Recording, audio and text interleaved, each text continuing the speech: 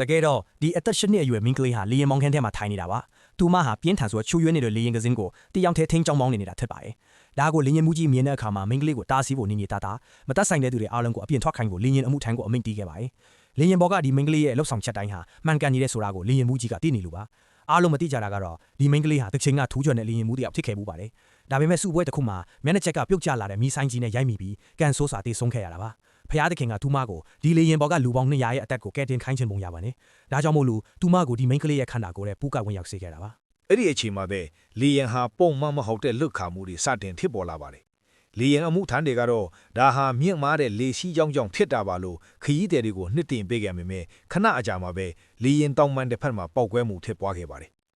လေရင်မောင်းကန်းရမှန်တွေကွဲအပ်သွားပြီးပြင်းထန်တဲ့စိုးအားကြောင့်လေရင်မှုကြီးဟာပြတင်းပေါက်ကနေအပြင်ကိုလွင့်ထွက်သွားပါတယ်